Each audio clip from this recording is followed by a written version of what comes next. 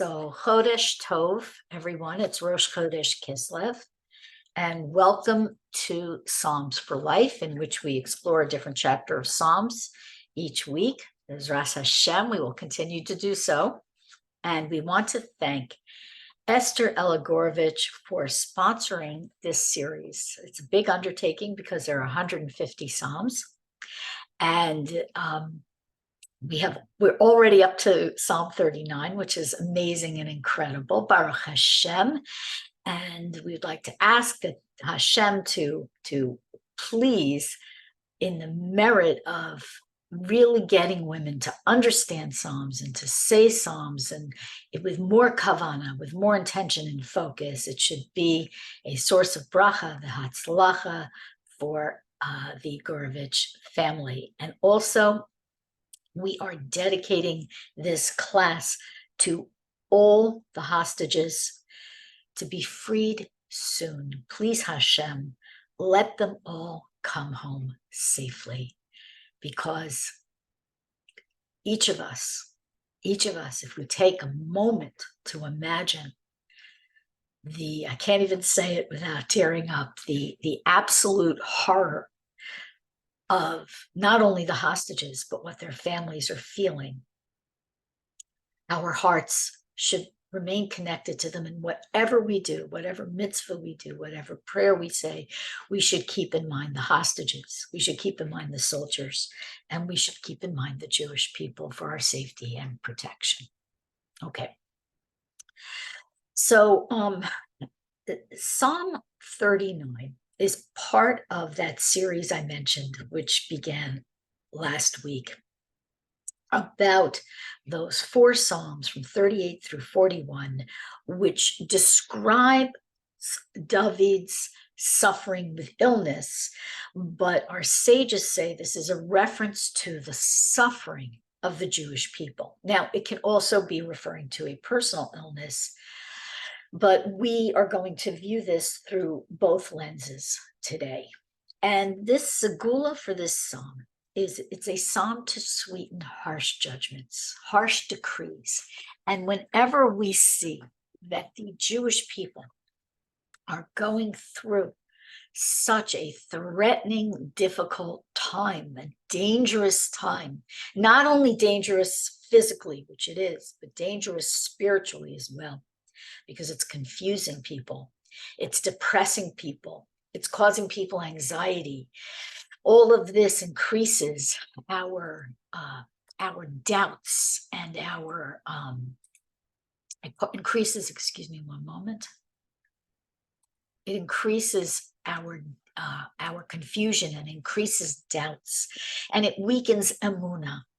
So our task is to stay strong in emunah and to believe not only in Hashem, but in the power of ourselves and our own prayers and our own recitations of Tehillim, because these, say our sages, say our prophets, say Rabbi Nachman of Breslov, are the key to receiving salvations. Tehillim are so, so important, which is why so many people today are in so many Tehillim groups, and we're saying Tehillim around the clock, and all the different Rabbanim are telling us which parakim, which chapters to say.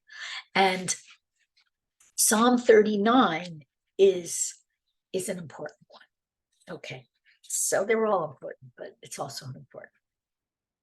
So this, in this psalm, it's another sort of Mussardic psalm, okay? It's another psalm that is asking us to take a look at ourselves, not just as individuals, but as the Jewish people. And we know we have been coming together, and we have been expressing our unity, and this is all really beautiful. But we need more, okay? The more the better. The more we look at ourselves, the more we grow, the more we connect to Hashem, the more we elevate not only our own situations, but the situations of the Jewish people. So in this psalm, David is chastising himself. And I ask, can we take any more? But he's telling us that this is how we should take it. We should take this sort of examination of ourselves with a view towards self-improvement. Now, why do we suffer? So Rebbe Nachman, throughout his teaching, speaks about suffering a lot.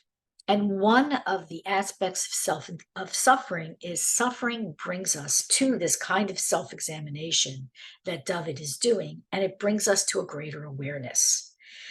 Rebbe Nachman says that when a person is really suffering, they close their eyes tight to the world.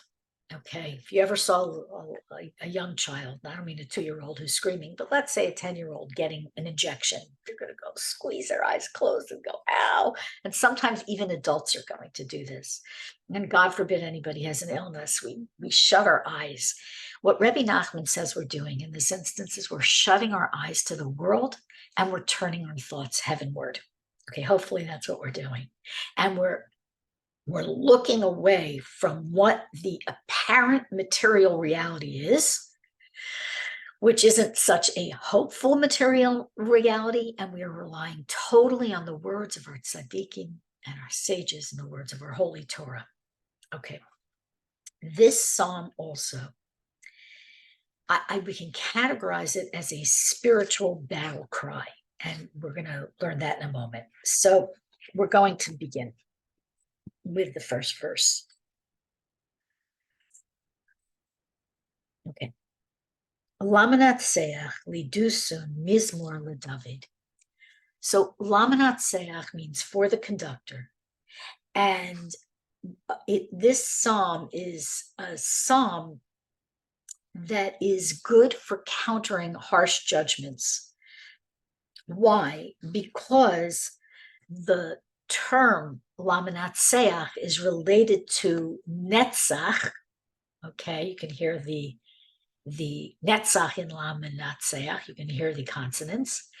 And that means victory, and eternal victory. So this is a psalm that can turn around harsh judgments and render us victorious. Okay, and we see throughout Jewish history, this can happen in the blink of an eye. Now, Rashi says that Yudusun, the word Yudusun comes from das, which means a decree, not das, but das, which means a decree. And every time the nations persecute the Jews, or a Jew has a suffering, we have to turn to the tzaddikim, the Rabbanim, to show us the deeper meaning so that we can be victorious. And he also tells us on the very shot that the Yedusun is a musical instrument used by the Levium in the Beit HaMikdash. And of course, if we tie these two ideas of Rashi's together and the idea of the Lamanatseach and Netzach, which actually comes from, I should have said that in the beginning, the Chariner of Breslov, Rav Nachman Goldstein, we understand that when the third Beit HaMikdash is built, that's the ultimate sign of victory. And it's, I really want to say something. Everybody knows I'm not politically correct, but what we have to understand is when the third Beit HaMikdash is built, it's not just good for the Jews, it's good for the entire world. The entire world is going to turn to Hashem. And that's, after all, what we all want. We want everybody to turn to Hashem. Okay, base. So I'm a little out of breath today. I didn't sleep much last night. I'm just exhausted, so forgive my deep breaths. Okay.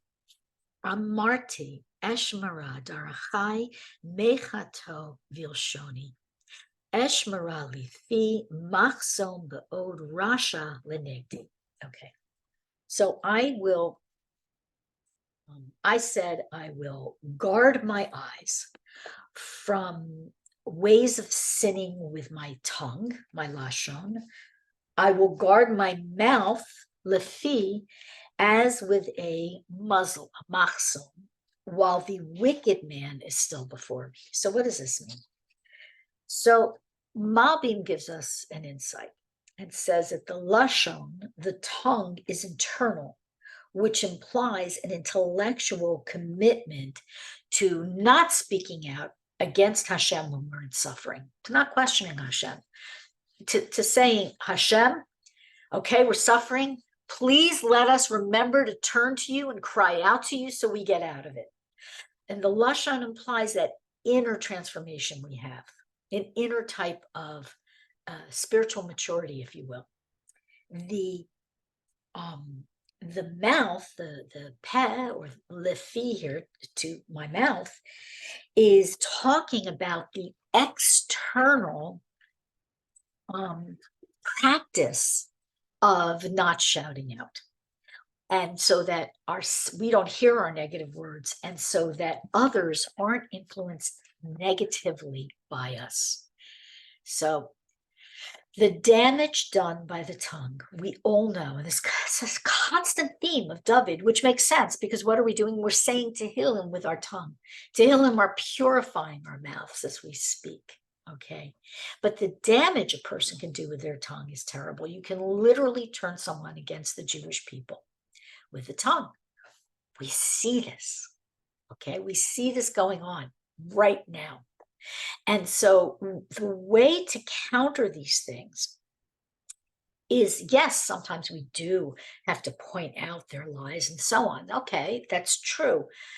But on a spiritual level, the way we counter these things is by using our tongues for good, to praise the Jewish people.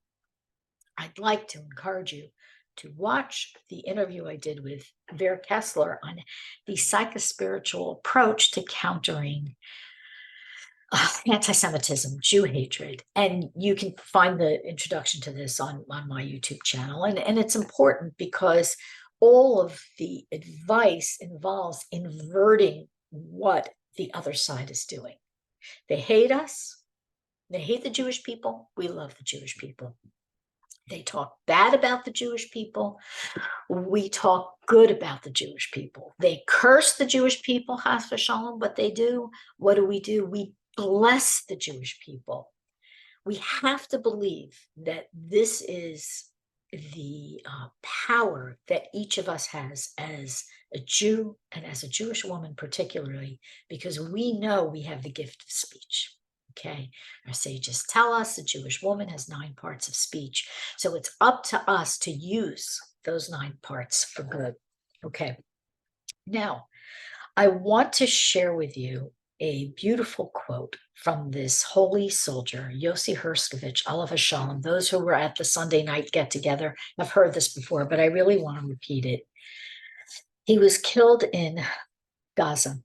And Yossi was the principal of a boys' school. And I don't know if you've seen his photo. I have it. I can share it if anybody wants. I can find it. But here's what he says. He says, and yes, he's speaking particularly to Israelis. Obviously, it's in Ivrit, but he's speaking to all of us. He says, there's no right wing. There's no left wing. There's no Haredim. There's no nothing. There are Jews. The Hamas Nazis don't care who you vote for. Never say anything bad about Am Yisrael, the Jewish people. Do mitzvot and pray, because Hashem is listening. That kind of sums up like every shir we could all possibly go to. It's so powerful. And he really gets to the nitty gritty, which is never say anything about Am Yisrael, just do mitzvot and pray.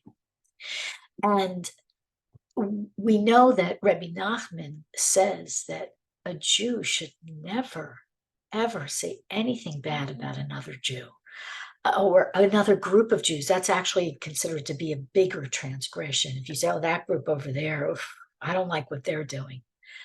Every group has their reasons, okay? And when a Jew believes in Hashem and believes in Torah, to criticize them, okay, is it's very toxic. Okay, it's like criticizing the whole Torah, because each Jew has a letter in Torah. And for Jews who don't believe, who are struggling in this world, we must understand, and I know many of Jewish women have come to me with this because they are struggling. These are our sisters, and they haven't acclimated to the idea that the Jewish people and Hashem are connected. And we have to understand today that it's not anybody's fault. We have to love them. We have to look for the good in everybody. We have to look for the good in Jews who are to the right of us, more religious, more conservative, and Jews who are to the left of us, less religious and less conservative. We must look for the good in the Jewish people. Okay, so important. So also I'd like to add this word machsom. Many people take this on, this machsom lefi. What is a machsom lefi? So you can Google the Chafetz Chaim Heritage Foundation, and they give you worksheets on how to do it. But basically it's getting a group of possible of 24 people, but you don't have to, but committing yourself to 1 hour a day where you really are extra careful with your speech. If it's 3 a.m. when you're asleep, does it count? I don't know, maybe, but it's much better if it's during a waking hour, to be really careful with your speech. Many people have a custom, especially at the Shabbos table or the Yom Tov table. On Shabbat, they have a card that you put on your table that reminds you this is Shabbat. We only speak holy words at the Shabbat table. We don't say anything negative about anyone at the Shabbat table, God forbid, and so on. So a machzom that David is speaking about here, guard my mouth with a muzzle. He's saying, muzzle me, let me, remember not to say anything bad. And we know that David doesn't say anything bad about the Jewish people. Okay, I'll continue. Let's see. Well, I hope we can get through a lot today. Okay, I'm going to skip. Oh, no, I'll say both verses. Ne'elamti dumia hecheshesi mitov uchevi nekar cham libi bikirbi behagigi siv ar esh dibarti bilshoni. Okay, these are 2 verses. I became mute with stillness. I was silenced from good, although my pain was intense. My heart is hot within me. In my thoughts, a fire blazed. I spoke out openly. Okay. Of these previous 2 verses, Reb Nosson, Rebbe Nachman's leading student and scribe and great scholar, says that now at the end of days, we have to be silent about the goings on in the world and not get involved in sophisticated debates. So what does this mean? Does it mean we shouldn't speak up? No, it does not. It means we should speak up with wisdom, and it means that there's no point debating anti-Semites. There's no point debating them. Now, there may be times and places for this. Certain experts, okay, they present a view that maybe would sway people who aren't anti-Semites. I can't go into that. I'm talking about us. Debating anti-Semites one-on-one for you and me is not the advice of King David. He says that being silent for the good, even though our pain is intense, okay, is his advice. Again, this doesn't mean having ordinary conversations, supporting each other, negotiating. If you're able to affect policy, go ahead. But it means that in the general course of things, you run into an anti-Semite at work, you run into an anti-Semite in your shopping or whatever. Don't bother. Just don't bother, because they're not going to change their mind. Jew-hatred is in the heart, and they have been here all along. They've just been looking for an excuse. They were always here. I can promise you they were always here. I remember when 9/11 happened. That was the first time I heard of the approach of DEI and all that. 9/11 happened, and I had a friend who is a senior editor at Routledge Publishing, probably the most prestigious academic and scholarly publishing house certainly in England, if not in the world, certainly in the English language.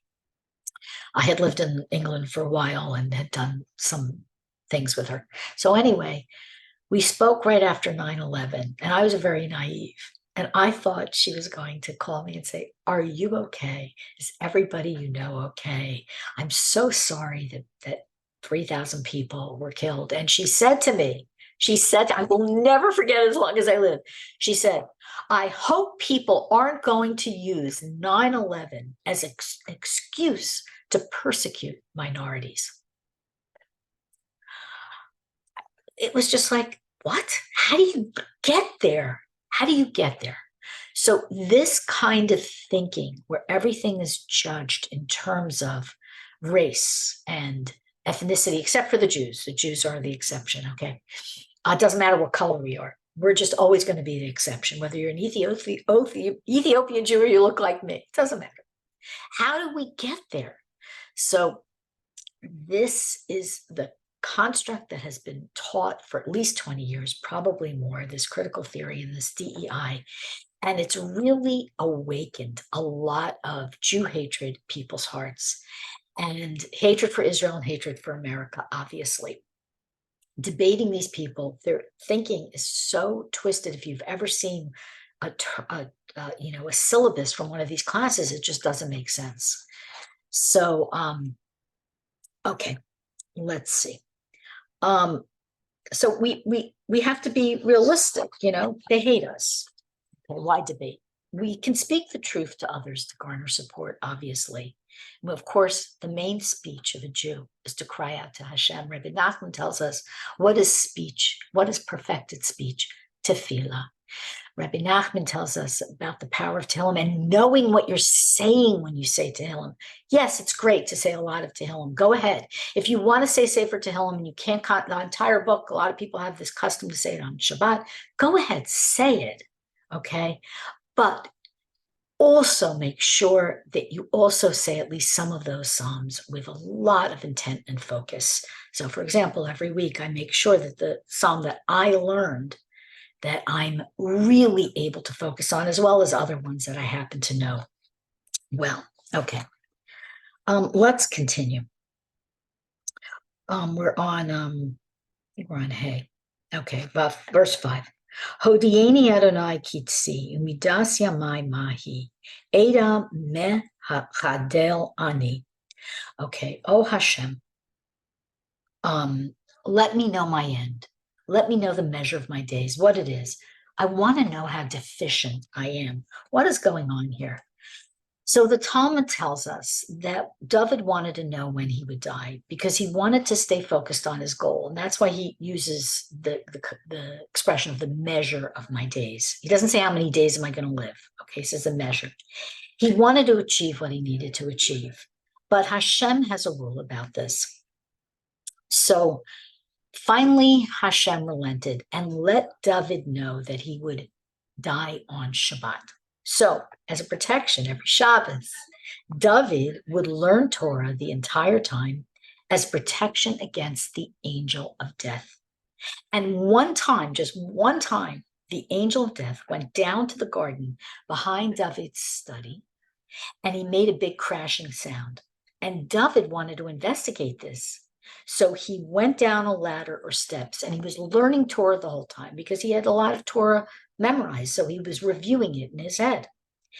And he went to go see what was going on. And the step broke, or the ladder broke. And he was so startled that he stopped learning Torah and he died. Okay, that's the famous story of how King David died. So what does this show us? It shows us the importance of learning Torah. And it also, even more than that, okay, for us, especially as women, it shows us that David didn't want to know at the time he was going to die because, eat, drink, and be merry. Chas v'shalom. He wanted to know because he wanted to make sure he was achieving. He really wanted to achieve, spiritually speaking, and he also wanted to achieve for the Jewish people. He achieved Tehillim. Baruch Hashem, what a gift to us. It's a love letter to us, the entire Sefer. It's what an incredible gift. And what a holy gift, because it was written with prophecy, and the parts that he redacted and edited that weren't his Psalms, like the Psalm of David, Moshe, and so on, he edited them and he put them in the book. And so he gives us access to such holiness, because it's, after all, it's also a book of our Torah, Tehillim. It's one of the 24 books of Tanakh, the entire Hebrew Bible. So he accomplished so much more, which, as you know, people who've been in past classes where we've spoken about David's life know this. Okay. I also want to tell you a quick story that I heard from Rav Moshe Meir Weiss, who tells really cute, fun stories that are like deep and meaningful. So he told this story about a cemetery in a small town in Eastern Europe, and somebody went to visit it. And he says this is a true story. Okay, so this Rav went to visit it. He was visiting the town, and he saw that everybody in the cemetery, one person died at 12, one person died at 40, one person died at 30, one person died at 50. Like, they just didn't have long lives. So the Rav asked the town rabbi, what's going on? Everybody died so young. Is there a plague? Was there an illness? It's so terrible. And he says, no. In our town, this is how we count how long you live. Somebody becomes bar or bat mitzvah, then they start keeping track of all the time they spent doing mitzvot, praying, helping others, doing good deeds. And that's the time that they count as their lifetime. I was like, wow, that's just amazing. I wish I could do that, but I can't. I said my bracha earlier, by the way. I don't want to. I know when we make bodedut, we examine ourselves. I do try to look at the time I waste, but oh my goodness, we're human. I'm human. We're all human. Okay, let's continue. Hey, what time is it? Okay, I think we're going to skip, and we're going to go to. I'm sorry, we're going to go to 7. Ach b'tzelem yishalech ish, ach hevel yehem ayun, yitzbor velo yeda mi, osfam. Okay. Man walks in darkness. All that they stir is but vanity. He amasses riches, but he doesn't know who will harvest them. So this is not describing a Jew who gives to tzedakah appropriately, but to someone who just piles up his wealth. And the question that David is asking here is, and by the way, Rebbe Nachman also speaks about this, is who's really going to get this wealth? How are his children going to use it? Are his children going to use it as wisely as he used it? So the Talmud tells us that that there was this king Munbaz. By the way, he eventually converted to Judaism, and he donated not only all his own treasures. Okay, he was very, very wealthy, but all the treasures his ancestors had accumulated, he donated them to tzedakah, because he said, and I'm going to read you a translation, they gathered treasures which cannot be protected from the hands of plunderers, but I gather spiritual treasures, the mitzvot, which are stored away in heaven, safe from any foreign hand. I thought it was very beautiful. Okay. So David's telling us, watch what you're doing with your money. Okay. Watch what you're doing with it, because when we use it for good, we use it for a mitzvah. A good deed is also a mitzvah, but when we use it specifically for a mitzvah, like the mitzvah tzedakah or the mitzvah Shabbat or so on, and we do these things, what we do is we're adding interest to what we've given away. We retain more than what we've given away, because this is not only accompanying us in Olam Haba, obviously, but also it says that there's a debate about how we're rewarded for mitzvot in this life, but tzedakah we do tend to be rewarded for. Okay. That's why people give tzedakah for health. Okay, when they're having a difficult time at work and so on. All right. So I missed a verse. Okay, I think we will go to, let's see. Yes, we will go to Ches. We will go to 8. V'atama kavisi Adonai, tochalti lecha hi. And now, what have I hoped for, Adonai? Adonai, my Lord. That's not Hashem's name. My expectation is only of you. And I'm going to continue. Mikol pisha'ai hatzileni cherpas naval al tisimeni. Okay. Rescue me from all my transgressions. Don't make me the reproach of the degenerate. So those two verses, we're saying that David's telling us we're only hoping to Hashem. Okay. And then he's asking Hashem to rescue me from all the mistakes I've made, especially the ones that are causing my suffering, the illness, the anti-Semitism that in some way our sages tell us that when we don't have unity, when we have sinas chinam, okay, baseless hatred, sinat chinam, when we don't turn to Hashem, we don't turn to Torah, this can flare up. Okay, it's not like we're causing it, but it can flare up. And so what this verse is saying is that we don't want to be mocked by the degenerate when we're suffering. When we saw what Hamas did, the pogrom, the Holocaust of October 7th, okay? When we saw that, the pain, the mourning that we immediately, each and every one of us went into, was compounded by the degenerates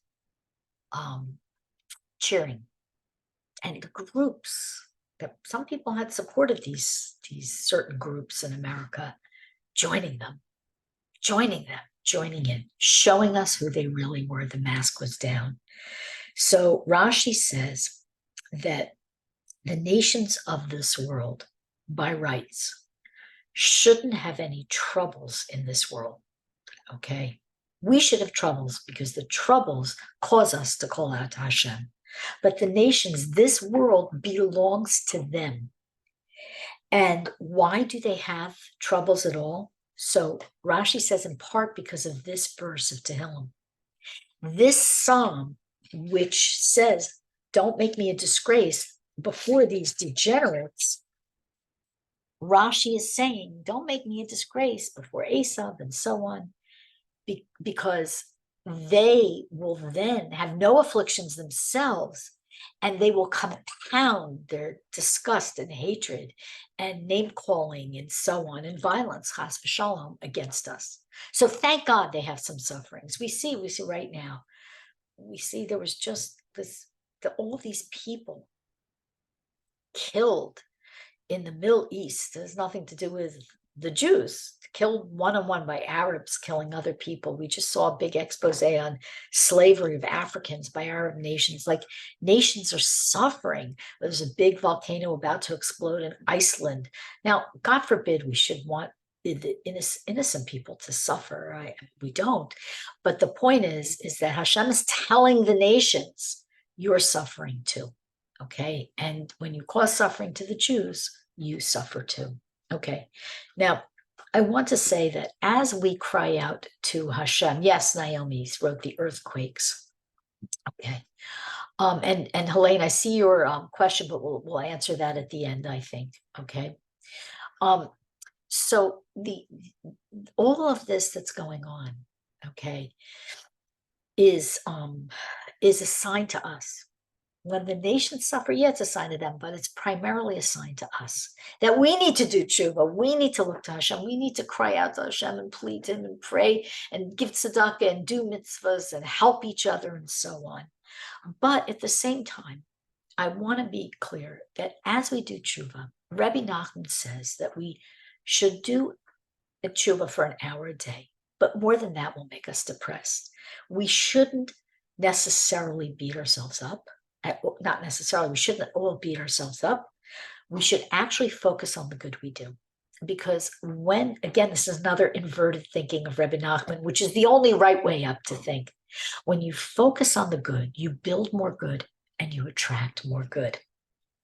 And I'll tell you, I had this conversation with someone this morning, and she was ready to give up on herself.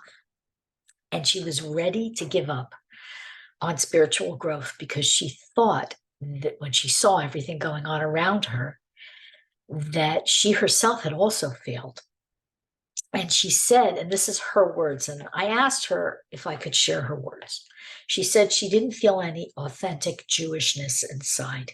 Now, it's very important that if you're a Jew, you see yourself as a Jew.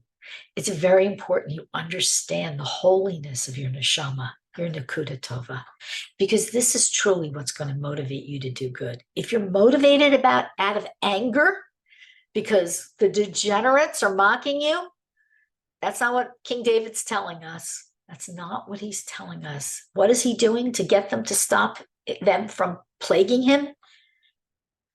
He's not debating them. He's calling out to Hashem. Okay. Yes, he slayed Goliath. We've talked about that. Yes, he slayed evil people. That has to be done as well. But he's not entering into any debate with them. He's immediately turning to Hashem. Okay. We're going to skip, I think, a few verses because we want to be able to get time to say Tehillim today, and I'm losing my voice. Excuse me.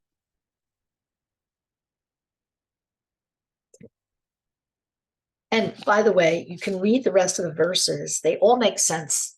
Pshat, the very simple meaning makes sense. You can read them with the Rashi. I found a great source of the Rashi. Not all Tehillim with commentary that you buy has all the Rashi. Chabad.org has all the Rashi. It's wonderful. Okay, for Tehillim. Okay, let me continue.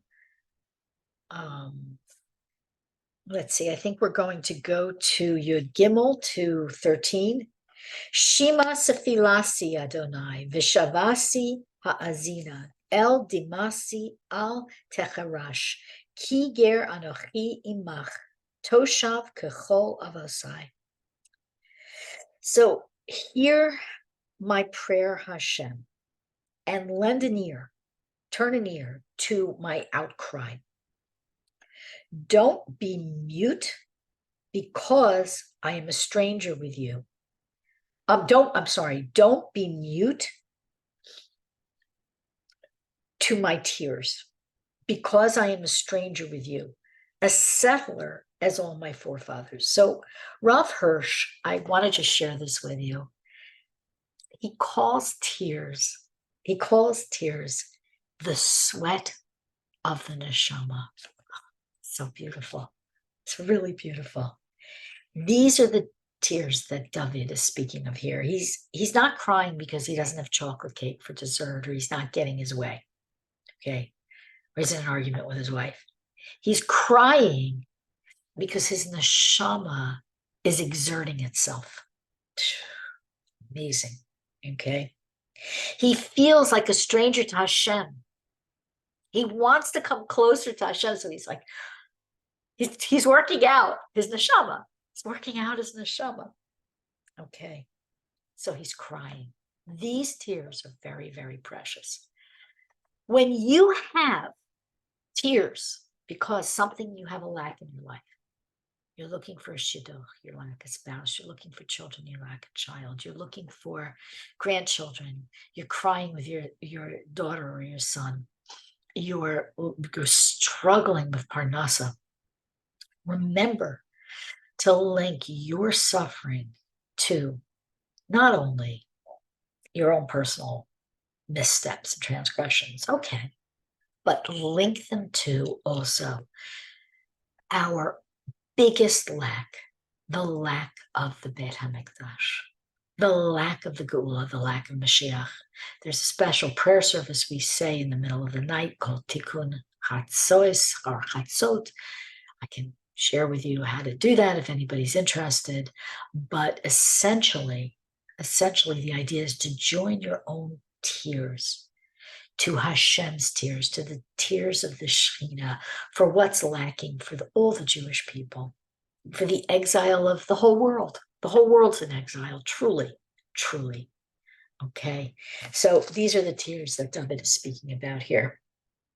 I also want to say that all the sages and tzaddikim say, these tears, for these tears, the gate of tears is never locked. The gate of false tears is locked, but the gate of these real, the sweat of the soul, these tears are never locked. These tears are the tears that open the gates to Hashem. Hashem's hearing us. Okay. Let's see what we have time for next. The last verse. Okay. Yud 14.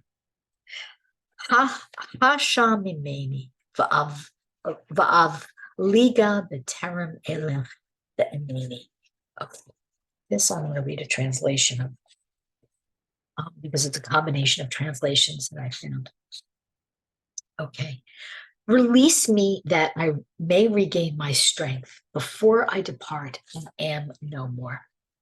In other words, this psalm is okay. It's a little heavy. Can we take it? Yes, because King David wrote it for us. So we can. He's telling us, and Rebbe Nachman's telling us the same thing. Do what you can in this world because you can't achieve mitzvot in the next. Once you're done here, you've used up your chance. Once you leave this world, you can't work on your neshama. You can't perfect yourself. Remember, David was so concerned with perfecting himself, with working on himself and achieving. And we are all human. Rebbe Nachman also tells us to have leisure. He tells us, he says, do silly things to bring yourself to simcha. He said, dance, sing, run around and play with your kids. Some people might be a little shopping therapy, but we all need outlets for sure. But the outlets themselves are the life of Esav. That's the good life for Esav. Because Esav has the gift of this world. It's the gift of this world in its current state. For us, the gift is this world elevated after the Geula, Olam Haba, the world to come, which is both heaven and this world. Once Mashiach comes, may it be very quickly in our time. Okay. Thank you, everyone. And thanks, Esther Ella. Now, before we get started, Saints and Helen, I just want to answer some questions I see in the chat. And anybody has questions, feel free to ask. You can turn on your video. Oh, actually, I'm going to answer this one question in the chat, and then I will turn off the recording. Okay.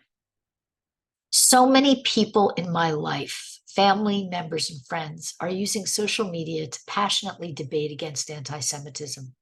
Is it my responsibility to try and influence them or to remain silent and do my own tefillah and mitzvot?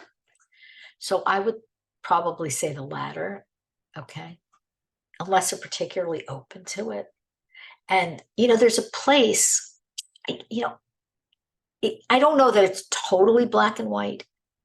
I don't know that's totally black and white, because there are times where if you're not debating an actual Jew hater, but you're speaking like somebody you work with or something, and they're confused, they've been brainwashed, yes, okay, tell them what's really going on. So I don't know each and every instance, but I would say that unless they're totally open to listening to you, no, and yes, pray for them specifically, okay? Pray for your relatives, your friends, by name, specifically. Okay, so I'm going to turn off the recording, and then we will go to the Psalms we'll say Psalm 39 and the Psalms for today, and I will explain all the segulos of the Psalms. Hold on one second. Hold on a second.